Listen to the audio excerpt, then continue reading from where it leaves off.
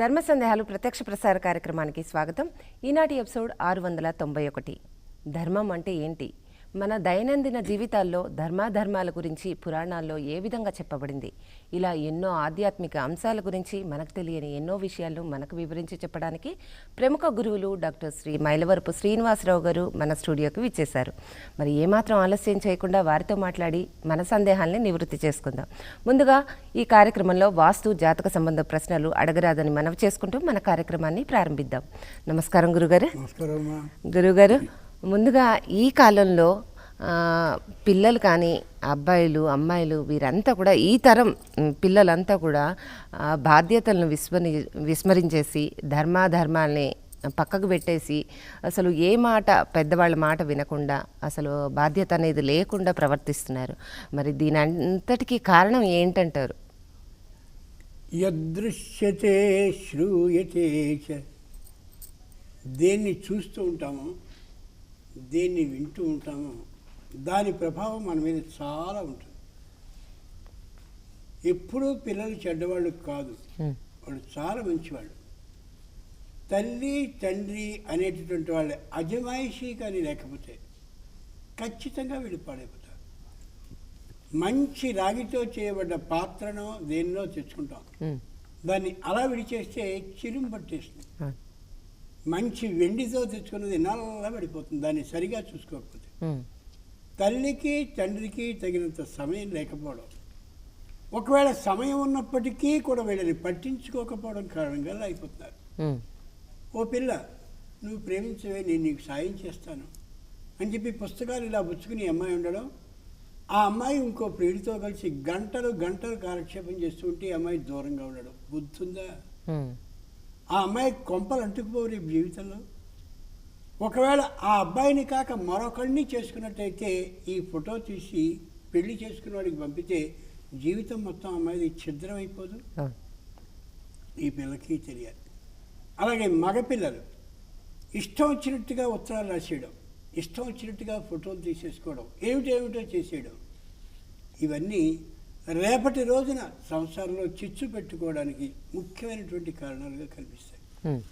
మొన్న చూశాను 4-5 రోజుల క్రితం, ఆ నీటిలో రాలేదని అకస్మాత్తుగా ఆత్మహత్య చేసుకున్నట్టుగా దాన్ని విపరీతంగా చూపించడం, ఆ పైనుంచి పడ్డ దృశ్యాన్ని అలాగే పత్రికల్లో వివరంగా రాయడం, ఇది కూడా సరికాదని నేను అంటాను. చాలామంది బలహీన హృదయాలు ఉన్నటువంటి ఆడపిల్లలు సుఖంగా వదిలిపోయింది ఒకసారి అని అనుకున్నట్టయితే దీని ప్రభావం ఎంత వస్తుంది వాళ్ళ మీద. అంచేతనే పూర్వం రోజుల్లో నాటకాలను చూపించేటప్పుడు నగరార్ణవ శైలత్తు ప్రత్యేకంగా 18 వర్ణాలని మాత్రమే చేయాలి, 18 దృశ్యాలని మాత్రమే చూపాలి తప్ప ఇటువంటి వాటిని చూపించద్దన్నారు. తెర వెనుక నుంచి అరిచేవారు, అదిగో దుర్యోధనుడు మడుగులో దిగిపోయాడు, దుర్యోధనుడు పారిపోతున్నాడు, అదిగో యుద్ధం జరుగుతోంది, తలలు నరకబడుతున్నాయి అని చెప్పేవారే తప్ప తలలు నరకబడే దృశ్యాన్ని చూపించేవారు కాదు. ఈవేళ సినిమాల్లో ఏం చేస్తున్నారు, టీవీలో ఏం చేస్తున్నారు, అయితే విపరీతమైన కామ ప్రవృత్తి కలిగినవి చూపించడం, లేకపోతే విపరీతమైనటువంటి చంపుకోవడాలు చూపించడం. ప్రతివాడు ఒక పెద్ద గోడలో కత్తో పిస్టలో ఇంకోటో ఏమవుతుంది? పిల్లల్లో అదే మనస్తత్వం వస్తుంది. ఆడ కావచ్చు మగ కావచ్చు. ఇంకొక మాట చెప్పి ముగిస్తాను. ఇంకా ఎంత అసహ్యం ఏంటంటే, మోటార్ సైకిల్ మీద వెళుతూ వెనకాల అమ్మాయి సిగరెట్ కాలుస్తూ ముందు అమ్మాయికి అందించడం, ఆ అమ్మాయి ఒకసారి పీల్చిన తర్వాత మళ్ళీ ఈవిడ పీల్చుకోవడం, మే ఇద్దరం ఎంతో ఫ్రెండ్స్. ఇదే ఆలోచించుకు చూసుకోవాలి. తల్లి తండ్రి తమ పిల్లవాడు కానీ పిల్ల కానీ వెళ్ళిన తర్వాత వాళ్ళకి తెలియకుండా ఒకసారి అలా అకస్మాత్తుగా ఈరోజు వస్తున్నాను అనకుండా వెళితే వాళ్ళ ప్రవర్తన ఎలా ఉందో, వాళ్ళ లక్షణాలు ఎలా ఉన్నాయో తెలుస్తాయి. పెళ్ళైపోయిన తర్వాత వాళ్ళ జీవితానికి వేరు విధంగా ఉంటుంది. పెళ్ళి అయ్యేంత వరకు మాత్రం వాళ్ళని పట్టించుకోవడం తప్పనిసరి. అందుకే పురాణాల్లో చాలా జాగ్రత్తగా గమనిస్తూ ఉండేవారు తప్ప విచ్చలవిడిగా వదిలేసేవారు కాదు. ఇది పూర్తిగా తల్లి తండ్రి యొక్క లోపం తప్ప మరొకటి కాదు. మరి గురుగారు, అదేవిధంగా అసలు మానవులు పాటించవలసిన కుటుంబ ధర్మం అనేది ఏంటి, దాని గురించి చెప్పండి. కుటుంబ ధర్మం ఒకటే, మాతా పితా స్నుషే పుత్రౌ పుత్రీ పత్ని అతిథి స్వయం దశ సంఖ్య కుటుంబీతి విష్ణునోక్తం ద్విజోత్తమ. ఓ ఇంట్లో నాన్న అమ్మ, 2 ఆడపిల్లలు, ఆ 2 ఆడపిల్లలకి సంబంధించిన భర్తలు, అలాగే ఇద్దరు కొడుకులు వాళ్ళ భార్యలు, వచ్చినటువంటి అతిథి, వీళ్ళందరూ కలిసి కూర్చొని మాట్లాడుకునే తీరుల్లో, ఓ పండుగ రోజున అందరూ కలుస్తారుగా, తీరుల్లో ఆ కుటుంబం ఎలాంటిది అని అర్థం. విష్ణు పురాణం చెప్తుంది ఈ మాట. ఒక్కసారి అలా కూర్చుని వాళ్ళు ఉన్నారు, ఎంతమంది ఉన్నారు గమనించి చూడండి. అన్నం పెట్టేశాను తినేయి అని ఆవిడ అనడం.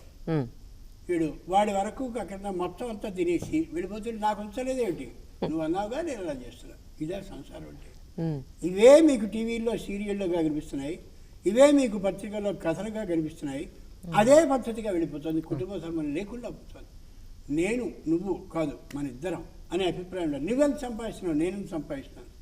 దీనివల్ల నష్టమే. ఇద్దరు కలిసి ఉండేటటువంటి విధానాన్ని ఆచరించుకోగలగాలి, ఉండాలి. 7 గంటలకి పిల్లవాడు కాలేజీకి వెళ్ళాలి అన్నప్పుడు తల్లి 6 గంటలకే వాడికి టిఫిన్ చేసి పెట్టాలి తప్ప వీధిలో కొనుక్కో, తప్పది. దానివల్ల నష్టపోతారు. పిల్లలకి ఇదే విధమైనటువంటి సంస్కారాన్ని తల్లి తండ్రి నేర్పిన వాళ్ళు అవుతారు. ఓ 2వ తరం కూడా పాడవుతుంది. కుటుంబ తరం అంటే అది కాదు, ఇలా ఉండాలి. మరి అదేవిధంగా కోపం అనేది బాగా ఎక్కువైపోతుంది గురుగారు. భావావేశాలు అంటే మంచితనం అనేది మాత్రం చూపించట్లేదు, ప్రేమ ఇలాంటి మంచి ఆవేశాలని చూపించట్లేదు, కానీ కోపావేశాలు, ఆగ్రహం, ఏదైనా భావ వ్యక్తీకరణ అనమాట, ఏదైనా మాటకి నోటికొచ్చినంత మాట్లాడేయడము, ఇలాంటి విషయాలు కూడా చాలా మందిలో పెట్టరేగిపోతున్నాయి. మరి అలాంటి వాటిల్ని అసలు కంట్రోల్ చేయడం అనేది ఏ విధంగా చేయొచ్చు అంటే? టీవీ సీరియళ్ళు మాత్రమే దీనికి కారణం. ఏం భయం లేకుండా చెప్తున్నాను. ఎక్కడైనా చూడండి, కళ్ళు విపరీతమైన క్రోధంతో చూస్తూ ఉంటుంది. ఇంకొక ఆమె నీ పని పడతా జాగ్రత్త. ఇదే చూపించాల్సింది. అదే పూర్వపు పురాణ ఇతిహాసాల్లో ఎలా చేశారు? అవతల ఎవరైనా క్రోధంగా ఉంటే అది కాదని చెప్పారు. క్రోధము తపము నుంచరుచును. క్రోధమే అణిమాది సిత్తులన్నిటి పాడు చేస్తుంది. భిన్న కుంభమున తోయములొట్టులు అధ్రువంబుల వినివి ఎల్లను. ఒకే ఒక మాట. ఎంత నువ్వు కోపాన్ని చూపిస్తావో ఆ కోపం వల్ల నీ సంసారం పగిలిపోయినటువంటి కుండలోంచి ఒక చుక్క నీరు కూడా ఎలా ఉండదో నాశనం అయిపోతుంది. పాపం వాళ్ళు తెలియక అలా చేస్తున్నారు తప్ప మరొకటి కాదు. ఆ తెలియక చేసేటటువంటి వాళ్ళే కోపం వల్ల నష్టపోయిన వాళ్ళు ఎవరైతే ఉన్నారో పురాణాల్లో వాటిని కానీ తెలియచేస్తే, పురాణాన్ని సినిమా వాళ్ళు తీసేసరికి వాళ్ళకి సరిపోయేలా తీసేస్తారు తప్ప పురాణంలో తీరు. దానివల్ల కూడా నష్టపోతున్నాం. ఇది కలిగ లక్షణంగా అయిపోతుంది. అంటే దానికి కారణం తల్లిదండ్రులు పట్టించుకోకపోవడం, సరి అయినటువంటి పద్ధతిలో మనం చూసేవి చూపించబడకపోవడం కారణం. మరి గురుగారు మొదటి కాలర్ సిద్ధంగా ఉన్నారు. హలో హలో హలో, నమస్తే అండి, మీ పేరు చెప్పడమా? నమస్తే అండి, నా పేరు కరుణ అండి. చెప్పండి కరుణ గారు, గురుగారు ఉన్నారు, మీ ప్రశ్న అడగండి. గురువు గారికి నమస్కారం అండి. నమస్కారం అండి. అమ్మవారి విగ్రహము, రాజరాజేశ్వరి అమ్మవారి విగ్రహము, లక్ష్మీదేవి, సరస్వతి విగ్రహాలు పెట్టుకుని నేను ఇంట్లో నిత్యము కూడా పూజ చేసుకుంటానండి. వెండి విగ్రహాలు మన బొట్టల వేలంతా మాత్రమే పెట్టుకోవాలంటారు కదా, అవి ఎప్పుడు ఒక 20 ఏళ్ల క్రితం అలాగా అప్పటి నుంచి కూడా అలాగే పూజ చేసుకుంటున్నాను. కానీ వాటికి వస్త్రాలు కట్టాలి అని అంటున్నారండి. మరి అవి అలా కట్టకుండా పూజ చేసుకోకూడదని వైష్ణవ సాంప్రదాయాలు అంటారు. మరి ఏది ఎలా చేసుకోవాలంటే మామూలుగా అలాగే చేసుకుంటున్నాను నేనైతే, అది తప్పంటారా? అది తెలుసుకోవాలనండి. మళ్ళీ ఇంకొకటి ఏంటంటే, మన లలితా సహస్రనామాలు పూర్తిగా చదివేసిన తర్వాత ఫలశ్రుతి ఉంటుంది చూసారా, అవి కూడా చదవాలి. ఒక 5 శ్లోకాలు చదవాలి లేదా 2 శ్లోకాలు చదవాలి. అవి చదివితేనే లలితా సహస్రనామాలు చదివిన ఫలితం వస్తుంది, లేకపోతే రాదు అని అది కూడా అంటున్నారు. అది కొంచెం వివరం చెప్పాలి. మీకు ఎవరైతే ఈ మాటలు చెప్పారో వాళ్ళకి స్వచ్ఛంగా స్పష్టంగా నేను చెప్పానని చెప్పండి. విగ్రహాలకి వస్త్రాలు ఇంట్లో ఉన్నప్పుడు కడితేనే ప్రయోజనం ఉంటుంది, లేకపోతే చేరదనే మాట శుద్ధ అబద్ధం, తప్పు. మన ఇళ్ళలో చక్కగా విగ్రహాలలో పూజ చేసుకుంటూ ఉంటాం. కొన్ని దేవాలయాల్లో వస్త్రాలని ప్రత్యేకంగా కట్టకుండా చేసేటువంటి విధానం కనిపిస్తుంది. దేవాలయాల్లో అయితే ఆ విధమైన ఉంటుంది తప్ప మన ఇళ్లలో కాదు. వస్త్రార్థం అక్షతాన్ సమర్పయామి మనం చేస్తాం. మనం అన్ని ఉపచారాలని రోజు 16 ఉపచారాలని ఇళ్లలో చెయ్యలేం. ఏదో పర్వదినాలు వచ్చినప్పుడు మాత్రమే చేస్తాం, కానీ అన్ని రోజులు చెయ్యం. అంచేత వస్త్రాలు కడితేనే ఉంటుంది ప్రయోజనం, కానీ కాదు. మీరు ఎలా చేస్తున్నారో అలాగే చేసుకోండి. భారతదేశంలో పరమ దుష్ట సంప్రదాయం ఏమిటంటే, నేను ఇలా చేస్తున్నాను అని అనగానే దానికి ఇలా కూడా చెయ్యాలి. అలా చెయ్యొద్దు. ఆవిడ చేయదు, మన చేత చేయనిచ్చదు. నిశ్చయంగా మీరు చేసుకున్నట్టు చెయ్యండి, ఏం పర్వాలేదు. 2, ఏదైతే మనం మామూలుగా అనుకుంటూ ఉన్నామో లలిత సహస్రనామాన్ని చదవడం అనేది ఫలశ్రుతి అని అంటే, శృతి అంటే వినడం, ఫలం అంటే దానివల్ల వచ్చేటటువంటి లాభం ఏమిటో తెలుసుకోవడం. మామూలుగా మనకి ఏదైనా వ్యాధి వచ్చినప్పుడు ఔషధాన్ని కొనుక్కుంటాం. ఇది అజీర్ణమును తొలగించును, దురదను పోగొట్టును, లేకపోతే ఇది చేయును, అది చేయును, అది ఫలశ్రుతి. అది చదువుకుంటామా ఔషధం వేసుకునేటప్పుడు? ఫలశ్రుతి చదవాల్సిన అవసరం లేదు. అది మీకు నమ్మకం కలిగించేందుకు, ఆ మహర్షి పొందిన లాభాన్ని వివరించేందుకు చెప్పారు తప్ప ఇది లేకపోతే లలితా శాస్త్రం పనిచేయదనే మాట అసలు లేదు. అదే కానున్నట్టయితే ఫలశ్రుతిని ఖచ్చితంగా చదువుకో అని హయగ్రీవుడు అగస్త్యుడికి చెప్పుండేవాడు. చెప్పలేదు కాబట్టి అక్కర్లేదు. మరి కరుణ గారి సందేహం తీరింది అనుకుంటా గురుగారు. మరొక ఫోన్ తీసుకుందాం. హలో హలో హలో, శుభోదయం అమ్మా. శుభోదయం సుబ్బలక్ష్మి గారు. బాగున్నారమ్మా? బాగున్నా అండి. అమ్మ గురువు గారు ఉన్నారు, మీ ప్రశ్న అడగండి. శ్రీనివాసరావు గారికి నమస్కారం అండి. అది గురుగారు, ఒక సందేహం అండి. అది ఒక సామెత ఉంది కదండి, ఆడవాళ్ళ నోట్లో నూగించే నాందోని ఒక సామెత ఉంది. ఇక్కడ చెబుతూ ఉంటారని. అదే మహాభారతంలో కూడా ఉందని విన్నానండి. దాని గురించి కొంచెం వివరించవలసిందిగా కోరుతున్నానండి. కుంతీదేవికి సూర్యుని వల్ల చక్కగా జన్మించినటువంటి వాడు కర్ణుడు. ఆ విషయాన్ని అప్పుడు ఆమె భయంతో ఎవరికీ చెప్పకుండా ఉంచేసింది. అదే పద్ధతిని అలాగే కొనసాగించి ఉంటే బాగుండేది. కానీ ఈ విషయాన్ని స్వయంగా కర్ణుని దగ్గరికి వెళ్ళి ఆమె తెలియచేసింది. అప్పటికి సమయం మించిపోయింది. నిజంగా తల్లి ఏ విధంగా కొడుకు దగ్గర చెప్తే కొడుకు తల్లడిల్లిపోతాడో, ఏమైపోతాడో, అయ్యో నువ్వు తల్లివా తల్లి, ఇంతకాలం నేను గమనించలేకపోయాను అని అనుకుంటాడో, ఆ విధానమైన అభిప్రాయం ఏమీ వాడి ముఖంలో కనిపించరా. నేను దుర్యోధనునికి మాట ఇచ్చాను కాబట్టి నీ మాటని పాటించలేకపోతున్నాను. అంచేత స్త్రీ అనేటటువంటి ఆమె ఆ విధమైనటువంటి ధైర్యాన్ని కలిగి మాటని నలుగురికి చెప్పకపోవడం సరైన పద్ధతి. చెప్పినందువల్ల కుంతీదేవి ఏమి సాధించగలిగింది? కృష్ణుడు చెప్పాడు ఆ మాటని కూడా. కృష్ణుడు చెప్పినప్పుడు కూడా అదే చెప్పాడు. ఇప్పుడు ఏమైంది? కర్ణుడు గొప్పవాడయ్యాడు. కృష్ణుడు కుంతి ఈ విషయాన్ని చెప్పినందువల్ల కొత్త ప్రయోజనాన్ని సాధించలేకపోయారు. నిజంగా చాలామంది ఆడవాళ్ళు గట్టిగా ఉండాలి, ఈ రహస్యాన్ని, మన కుటుంబ రహస్యాన్ని వీధిలో చెప్పకూడదు అన్నప్పుడు విపరీతంగా ముందు అదే మాట చెప్తూ ఉంటారు. కొంతమంది స్త్రీల ప్రవర్తన మామూలుగా ఉన్నప్పుడు మామూలుగా ఉంటారు, చుట్టాలు వచ్చినప్పుడు అక్కడి నుంచి వాళ్ళ ప్రవర్తన చాలా చిత్రంగా ఉంటూ ఉంటుంది. అప్పుడు ఏమవుతుంది? ఆ చుట్టం ఏదో ఒక రోజు వస్తాడు, వాడు వచ్చి ఈవిడ ఇలా ఉంటుంది అని ఊరంతా ప్రచారం చేస్తాడు. మిగిలిన రోజులన్నీ బాగుంటుంది, ఆ రోజు మాత్రమే. కొద్ది పనికి అయిపోతే విసుగుపడేవాళ్ళు ఊరికే గాడిదలు అలా తిరుగుతూ ఉండడం, ఇంట్లో పని మానేసేసి. అంచేతనే మనకి బ్రహ్మాండమైనటువంటి శ్లోకాన్ని చెప్పారు. మాతా ఆచ వ్యభిచారిణి, తల్లి వ్యభిచారిణి అయినట్లయితే చాలా తప్పు. వ్యభిచారిణి అనే అర్థానికి వేరే అర్థం కాదు. అభిచారిణి అంటే ఇళ్ళన్నీ పట్టుకు తిరుగుతూ ఉండేదండి. పొద్దున నీకు ఇంట్లో పని ఉంది కదా, ఉన్నప్పుడు నువ్వు ప్రతి ఇల్లు అభిచరతీతి అభిచారిణి, అన్ని ఇళ్ళకి తిరుగుతుండేదని. తిరుగుతున్నావు అంటే అర్థం ఏంటి? ఇల్లు నువ్వేం పట్టించుకోవడం లేదని అర్థం. అంచేత అలా కానీ తల్లి ఉన్నట్టయితే ఆ తల్లిని తల్లిగా లెక్కించద్దు అన్నారు. గుర్తుంచుకోగలగాలి. అంచేత నిజమైనటువంటి పద్ధతి ఏమిటంటే ప్రతి విషయాన్ని ఇంట్లో ఉన్నదాన్ని వీధిలో చెప్పుకోవడం, పని ఉన్నటువంటి వేళ అలా తిరుగుతూ ఉండడం ఇది సరికాదు. భారతంలో కుంతీదేవి సాధించగలిగింది ఏంటంటే చివరికి మనస్తాపాన్ని పొందుతూ ఉండిపోయింది, చెప్పి ప్రయోజనం లేకపోయిందని. అదేవిధంగా ఈ మధ్యకాలంలో చాలా ప్రచారం, అంటే అపోహ అనొచ్చు, ఉప్పు గిన్నె గాజు గ్లాసులో పెట్టేసి ఉప్పుని నింపేసి పెడితే గనక ఎంతటి వారైనా కానీ కుబేరులు అయిపోవచ్చు అన్న విషయము బాగా స్ప్రెడ్ అవుతుంది. ఎందుకంటే పాపం తెలియని వాళ్ళందరూ కూడా ఏంటిది నిజంగానే డబ్బు సంపాదించేచ్చా అనే అపోహలు కూడా ఉంటున్నారు. చాలామంది అడగడం జరిగింది. అది మీ ద్వారా చెప్తే బాగుంటుంది అనుకుంటున్నాను. ఏదైనా ఒక దాన్ని ప్రచారం చేయాలి అంటే కార్యకారణ సంబంధం ఉండాలి. ఓ ప్రమిద తెచ్చాం, నూనె పోసాం, వత్తి వేసాం, వెలిగించాం, అది వెలుగుతోంది. ఇవన్నీ కారణాలు. నూనె, వత్తి, ప్రమిద, అగ్ని, ఇవన్నీ కారణాలు. కార్యం దీపం వెలగడం. ఈ ఉప్పుని తీసుకొచ్చి గాజు గ్లాసులో తీసుకొచ్చి అక్కడ పెట్టేస్తే కుబేరులు అవుతుందని చెప్పిన వాడికి బుద్ధి ఉందా అసలు? ఎలా అవుతుంది?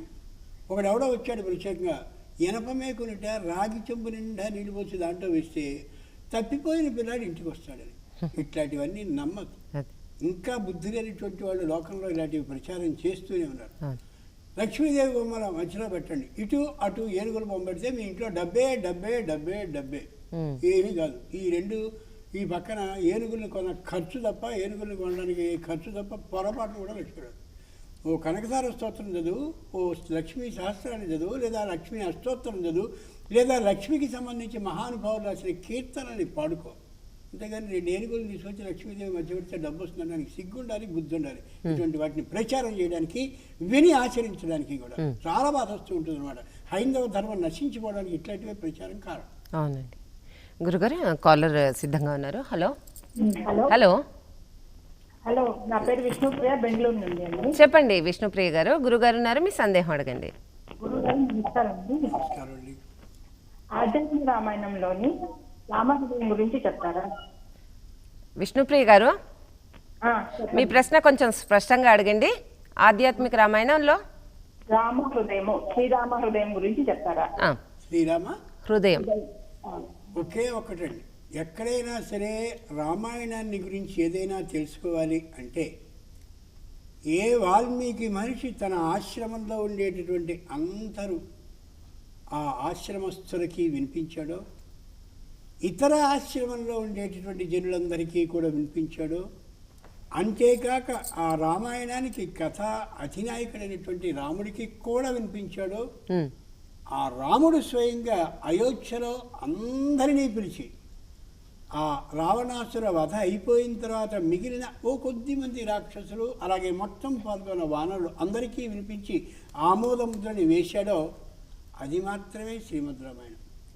కాబట్టి రామాయణం గురించిన ఏ అనుమానం వచ్చినా, రామాయణం గురించి ఏది తెలుసుకోవాలన్నా, రామాయణంలో ఉండే రాముని యొక్క విశేషాన్ని అర్థం చేసుకోవాలన్నా శ్రీమద్ రామాయణం మాత్రమే ప్రమాణం తప్ప మరో మొల రామాయణం కానీ, అధ్యాత్మ రామాయణం కానీ, మరోటి కానీ ప్రమాణం కాదు.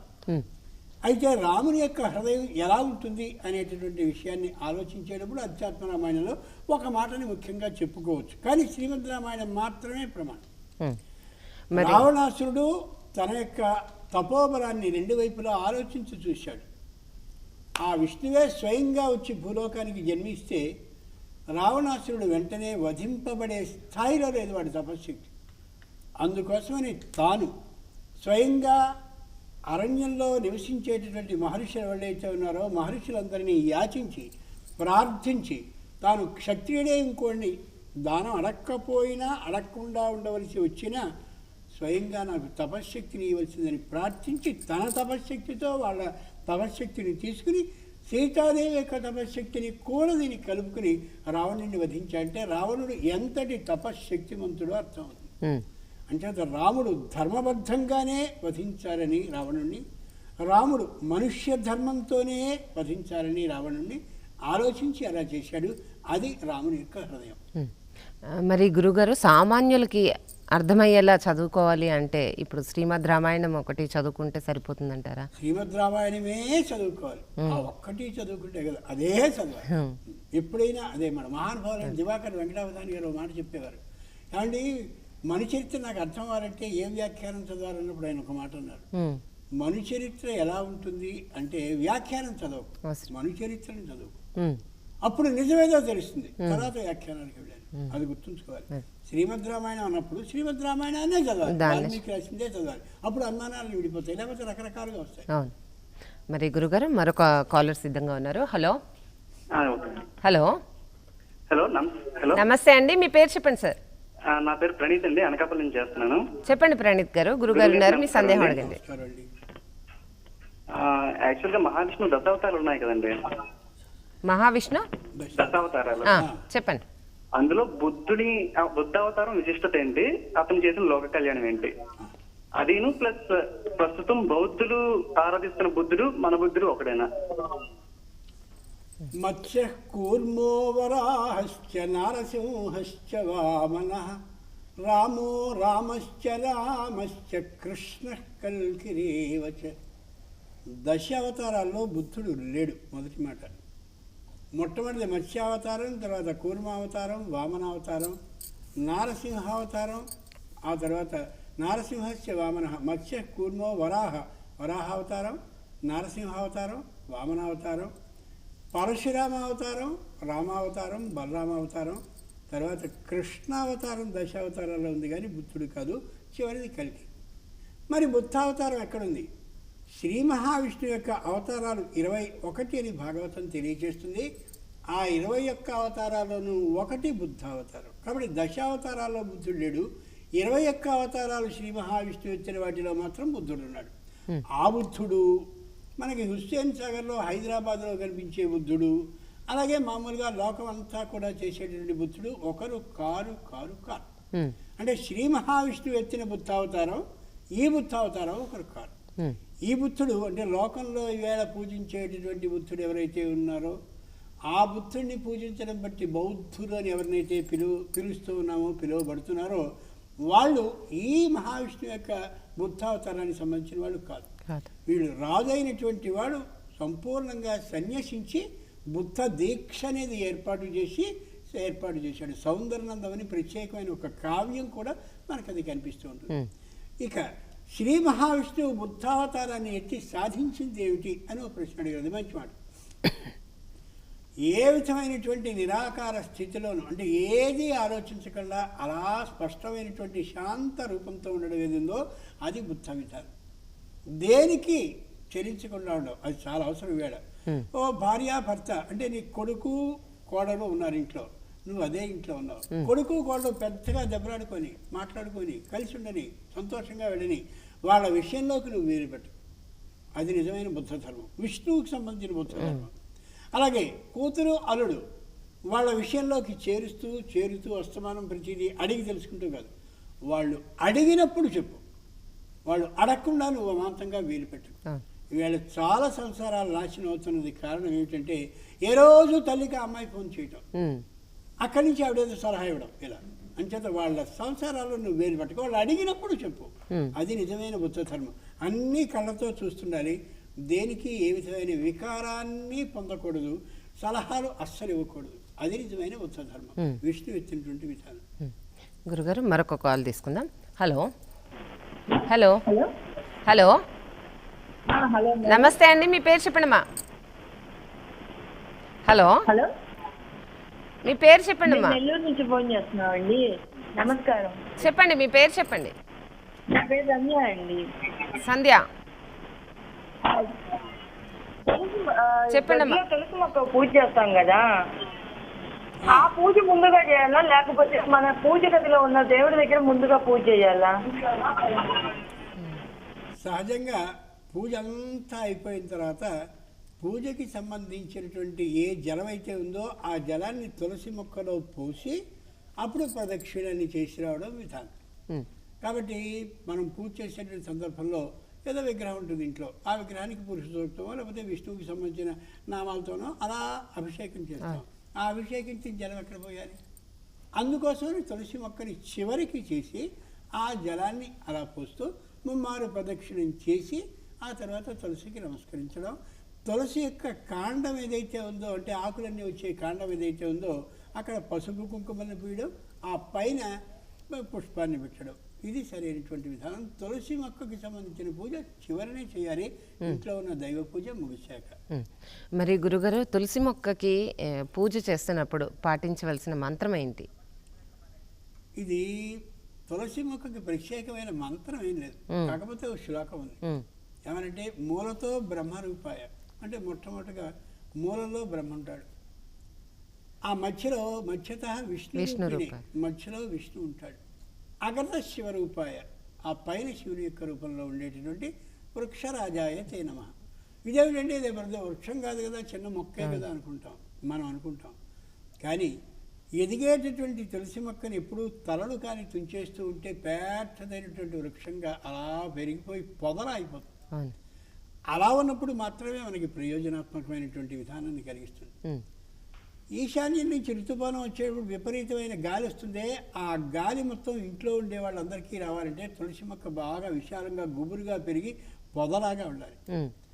అలాగే ఇంటి వెనుక ఉన్నట్టయితే నైరుతి నుంచి ఋతుపవనాలు రావడానికి ముందు కూడా గాలి వస్తూ ఉంటుంది పశ్చిమం నుంచి. ఆ గాలి వాసన కూడా ఇంట్లోకి వస్తే ఈ దోమలు రావడం, చీమలు రావడం, బొద్దింకలు రావడం ఇవన్నీ ఉండవు. ఆ వాసన వాటికి పడదు. దుర్వాసనకి ఇష్టమయ్యేవి ఇది సువాసన.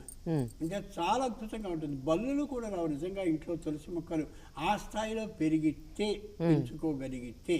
అంచేత అది వృక్షరాజ్యం అనడానికి కారణం పెద్దగా కనిపిస్తాయి. మనం నిజంగా చూస్తే బృందావనం అక్కడికి వెళ్ళి చూస్తే చాలా పెద్దగా కనిపిస్తాయి. ఏమిటి అంటే తులసి మొక్కలు అవి వృక్షాల్లోనే ఉంటాయి. ఇది మామూలుగా వృక్షం అనేసరికి ఇది కాదనుకుని రావి చెట్టుకి వాడుతున్నారు. రావి చెట్టుకి కూడా వాడబడే శ్లోకం తులసి మొక్క. ఇదే శ్లోకం. హలో హలో, నమస్తే అండి, మీ పేరు చెప్పండమ్మా. నమస్తే మేడం, మా పేరు ప్రమీల. ప్రమీల గారు, మీరు టీవీ చూస్తూ మాట్లాడద్దు, గురువు గారిని మీ ప్రశ్న అడగండి. సార్ మరి మీకు వందనాలు. నమస్కారం. అదే కర్మలు చేస్తారు కదా జనాలు చనిపోయినప్పుడు. కర్మ చేసినప్పుడు మనకు టవల్స్, లుంగీలు వేస్తారు కదా. ప్రమీల గారు, సార్ టవల్స్, లుంగీలు అవి కర్మ చేసే రోజు వేస్తారు కదా అత్తగారని బయట వాళ్ళు. అవి పూజ అప్పుడు వాడుకోవచ్చా? పూజ చేసేటప్పుడు అవి కట్టుకోవచ్చా? ఒకటి సార్. మళ్ళీ ఉదయాన్నే వేసినామంటే మునగ చెట్టును చూడొచ్చా? గురుగారు, చేసినప్పుడు ఇచ్చిన కొత్త బట్టలు ఉంటాయి కదా, అవి పూజకి వాడచ్చా అని అడుగుతున్నారు. కర్మ చేసినప్పుడు అంటే పూర్తిగా ఆ 12 రోజులు చేయవలసినటువంటి అంతా ముగిసిన తర్వాత శుద్ధి అంటారు దాన్ని. శుద్ధి అయిన తర్వాత ఆశీర్వదిస్తూ ఇస్తారు మీకు వస్త్రాలు. మొత్తం బ్రాహ్మణులందరూ కూర్చుని సదస్యం అనే పేరిట ఆశీస్సులనిచ్చి, నీ ఇంట్లో ఇప్పటిదాకా మంచి కష్టం వచ్చింది, చాలా కష్టాన్ని అనుభవించావు నువ్వు, ఇలాంటి కష్టం అంతా తొలగిపోయింది, వాళ్ళకి పరమపద ప్రాప్తి కలుగుతుంది, నీకు ఇక్కడి నుంచి శుభం కలగాలనే అభిప్రాయంతో మేము ఆశీర్వదిస్తున్నామని వేద ఆశీర్వచనాన్ని చేశాక అప్పుడు ఇస్తారు ఆ వస్త్రాలు. ఆ వస్త్రాన్ని కట్టుకోవచ్చు. అందులో దోషం ఏమాత్రమూ లేదు, అలా చేయొచ్చు కూడా. అలాగే ఉదయాన్నే లేవగానే మునగ చెట్టు చూడొచ్చా అంటున్నారు. అసలు ఇంట్లో మునగ చెట్టుని పెట్టుకోకూడదు ఒక విధానం. అది దొడ్లో మామూలుగా ఎక్కడైనా ఉన్నట్టయితే ఉంచుకోవచ్చు. మునగ చెట్టు వల్ల లౌకికమైన అలౌకికమైన నష్టాలు రెండు ఉన్నాయి. లౌకికమైన నష్టం ఏంటంటే దాని నిండా గొంగళి పురుగులు బాగా వస్తాయి. రెండు, చిన్న దశలో ఉన్నటువంటి గొంగళి పురుగులు పెద్దగా గాలి వచ్చినప్పుడు ఎగిరి ఇంట్లో పడి అక్కడి నుంచి గూళ్ళు పెడతాయి మన ఇళ్ళలో. అది ఇబ్బంది ఒకటి.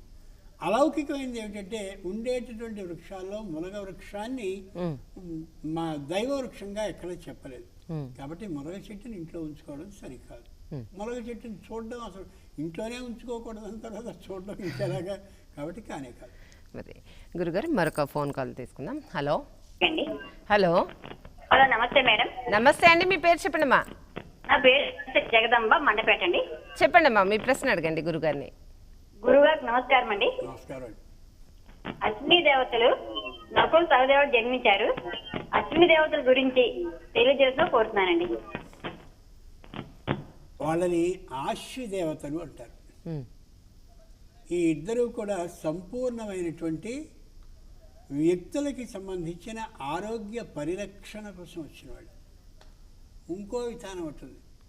ఆరోగ్యం అంటే కేవలం శారీరక ఆరోగ్యం కాదు. ఆరోగ్యం రెండు విధాలుగా ఉంటుంది. ద్విధా భవతి.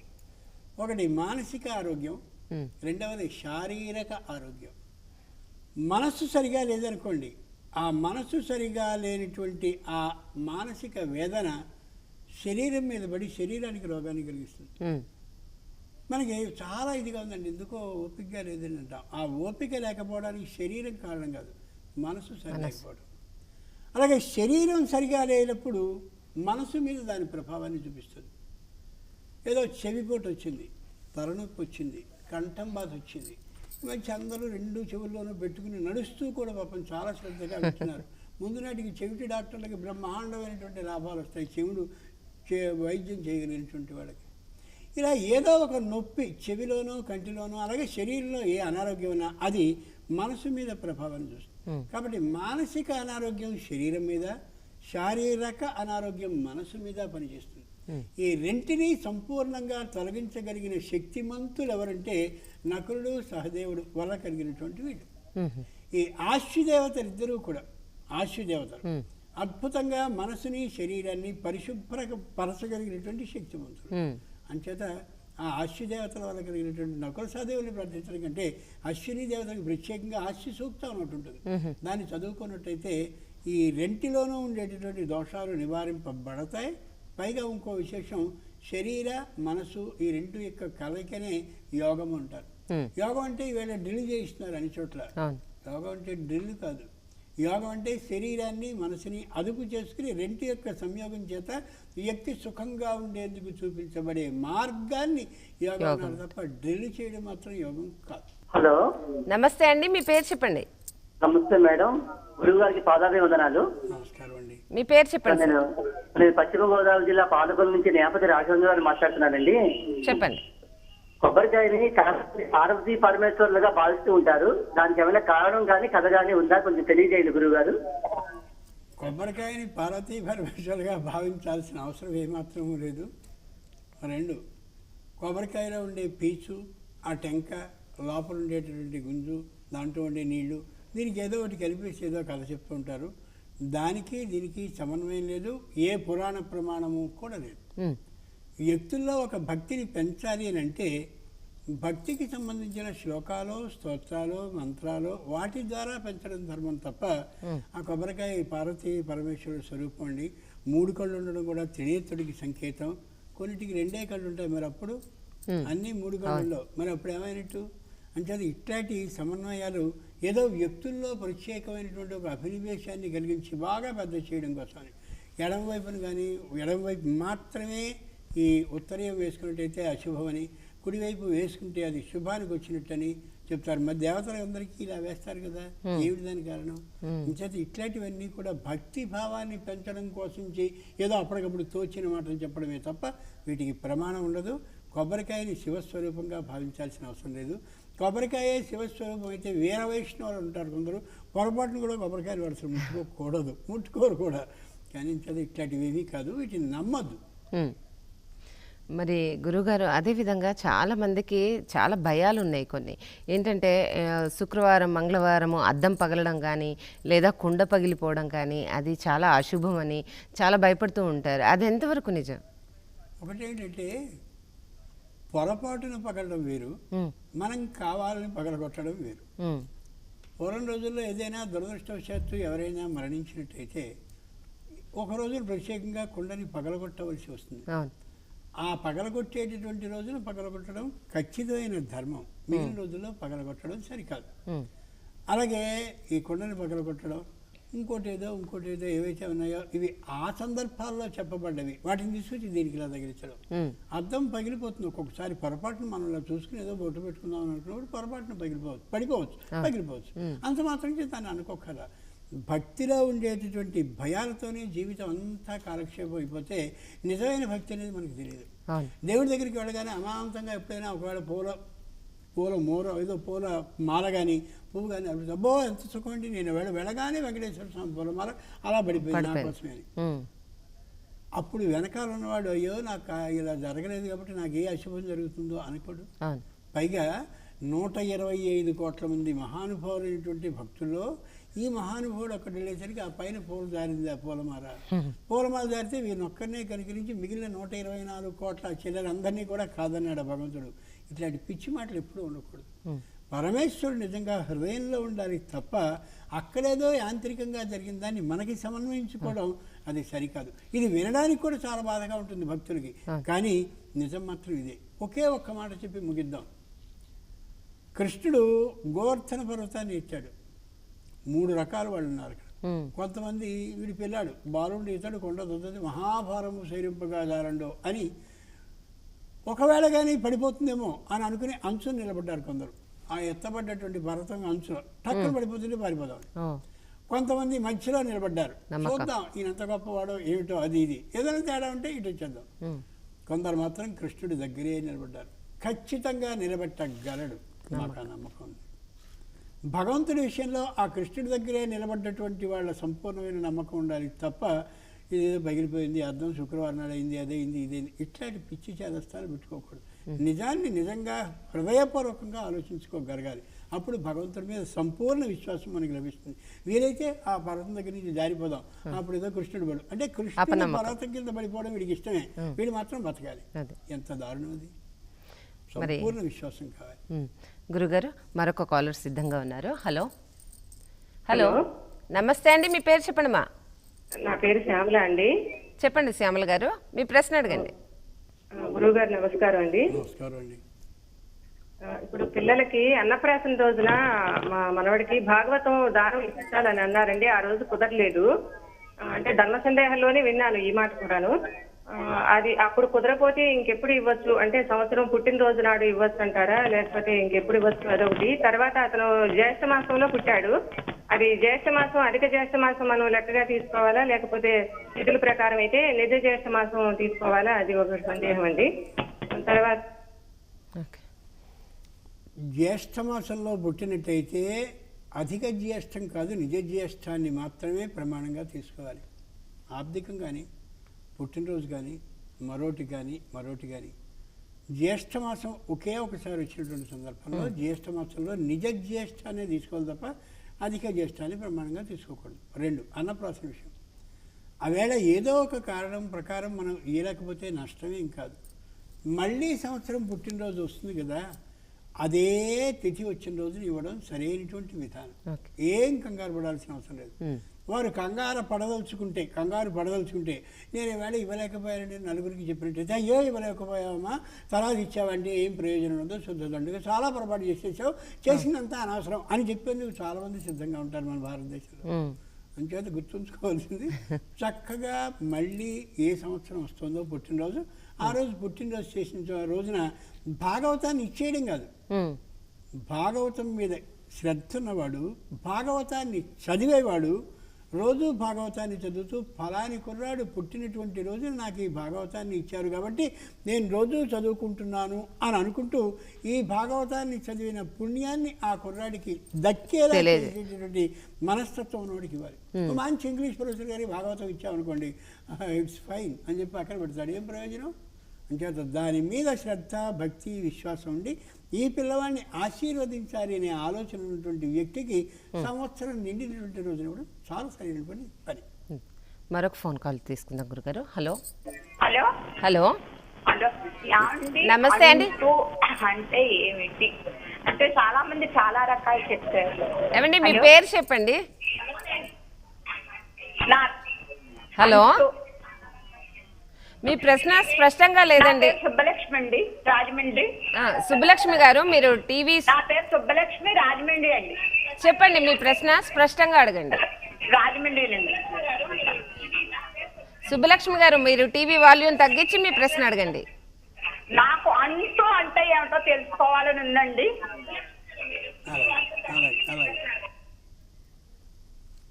అంటూ అనేది తెలుగు మాట, అశుచి అనేది సంస్కృతం మాట.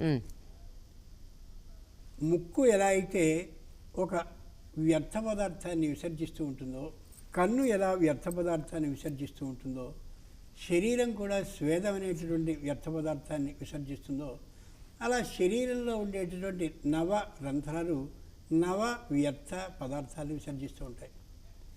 ఓ కంటి యందు ఉండేటటువంటి అశుభ్రాన్ని ఒక నిమిషంలో శుభ్రపరచుకోగలిగితే ముక్కు అనేటటువంటి దాన్ని కూడా అలాగే ఒక నిమిషం అయితే, పళ్ళు అంటే నోటిలో ఉండేటటువంటి అశుచిని ఒక 10 నిమిషాల సేపు అయితే ఇలా ఇలా ఇలా చేస్తూ ఉంటే స్త్రీలకు ప్రత్యేకమైనటువంటి ఆ మలిన పదార్థం 3 రోజులు, త్రిరాత్రి 3 రాత్రులు అశుచిగా ఉండాలని నిర్ణయించారు.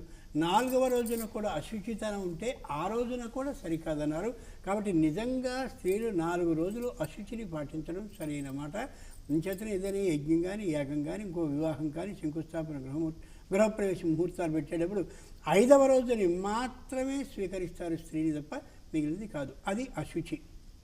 ఇక మామూలుగా అంటూ అంటే మనం ఇంట్లో చక్కగా పదార్థాలను వండుకుంటాం. ఎప్పుడైతే బియ్యంగా ఉందో అప్పుడు అది అంటు కాదు. ఆ బియ్యాన్ని ఎప్పుడైతే అన్నం నీటిని పోసి వండామో అప్పుడు అది అంటు పదార్థంగా అవుతుంది. అంచేత అన్నంగిని ముట్టుకోవడం, ఒంటికి రాసుకోవడం, అన్నంగిని ముట్టుకోవడం, ఇంకో పుస్తకాలు తీసుకోవడం, అన్నంగిని ముట్టుకోవడం, మనుషుల్ని తగులుతూ ఉండడం, అది సరికాదు. ఆ అంటుని నీళ్లతో కడుక్కోవాలి అని తెలియజేస్తారు. లౌకికంగా ఏంటంటే అన్నం కొంచెం జిగురుగా ఉంటుంది కాబట్టి ఆ జిగురుగా ఉన్నటువంటి అన్నం ముట్టుకున్నటువంటి వేలితో దేనైనా ముట్టుకున్నట్టయితే అది గడ్డగట్టి అశుభ్రం అవుతుంది కాబట్టి అది అంటుగా లౌకికంగా అనుకోవాలి. అలౌకికంగా అయితే వెంటనే నీటితో కడుక్కోవాలి అని చెప్తారు. అలాగే విస్తరలో భోజనం పెట్టిన తర్వాత చుట్టూరా అన్నం మెతుకులు పడ్డాక అన్నం మెతుకులన్నింటినీ తీసి విస్తరలో వేసి భోజనం అయిపోయాక అవతల పడేస్తాం. ఆ అన్నం మెతుకులు నేల మీద పడ్డటువంటి సందర్భంలో మొత్తం అంతా చేసిన తర్వాత నీళ్లతో పూర్తిగా అలా శుద్ధి చేయడం ఏదైతే ఉందో అది కూడా అంటు దోషాన్ని నివారించడం. ఇక 4వ అంటు ఇంకోటి ఉంది. ఎవరో ఒకరు పోయినటువంటి కారణంగా వాళ్ళకి మైలు వచ్చింది. ఆ వచ్చినటువంటి వాళ్ళని మనం స్పృశించినట్టయితే మనం అంటు వాళ్ళు అవుతాం. అందుకోసం ఎవరు పోయినప్పటికీ కలిగేటటువంటి అశుచి ఏదైతే ఉంటుందో ఇంకొకరి ఇంట్లో ఎవరైనా పోయినందువల్ల వాళ్ళకి అశుచి వస్తే వాళ్ళని స్పృశించడం ఏది ఉందో ఇది కూడా అంటూ అవుతుంది. ఇన్ని విధాలైనటువంటి అంట్లని ప్రాచీనులు తెలియజేశారు. అలాంటి సందర్భంలో దైవమందిరం దగ్గరికి వెళ్ళి దేవుడికి పూజ చేయడం సరైనటువంటి పద్ధతి కాదు. మరి గురుగారు, సమయం మించిపోవడం వల్ల మరిన్ని ఫోన్ కాల్స్ తీసుకోలేకపోతున్నాం. మరి మాకు తెలియని విషయాలు ఎన్నో చక్కగా విశ్లేషించి ఉదాహరించి చక్కగా చెప్పారు. ధన్యవాదాలు.